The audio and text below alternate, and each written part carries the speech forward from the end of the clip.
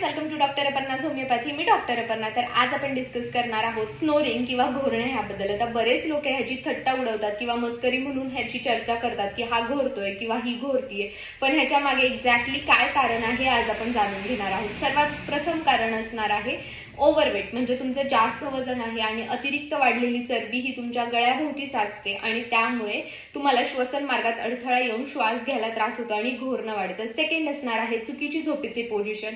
जर तुम्ही सरळ अंगावर झोपत असाल तर तुमचा श्वसन मार्ग अरुंद झाल्यामुळे घोरणं वाढतं. तिसरं असणार आहे नाकाचे आजार, म्हणजे ज्याच्यामध्ये आपण श्वसनाच्या आजारामध्ये सायनस, ॲलर्जी किंवा डेव्हिएटेड नेझल सेप्टम म्हणजे नाकाचं हाड वाढणे अशा गोष्टींमुळे सुद्धा घोरण्याला प्रमाण जास्त वाढतं. त्याचबरोबर चौथं असणार आहे स्लीप ॲपनिया, ज्याच्यामध्ये काही सेकंद पुरता श्वास बंद होतो, दम लागतो आणि घोरणं चालू होतं. पाचवं असणार आहे धूम्रपान म्हणजे स्मोकिंग. जास्त स्मोकिंगमुळे घशामध्ये किंवा श्वसन मार्गामध्ये सूज आल्यामुळे घोरण्याचा त्रास वाढू शकतो.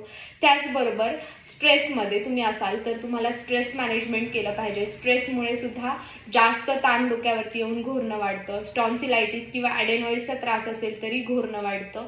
त्याच्यामुळे योग्य तो निर्णय, योग्य तो सल्ला, उपचार महत्त्वाचा आहे. अधिक माहितीसाठी डिस्क्रिप्शन बॉक्स वाचा आणि त्याच्यामध्ये सर्व माहिती असेल. अशा छोट्या छोट्या टिप्ससाठी लाईक करा, फॉलो करा आणि शेअर करा.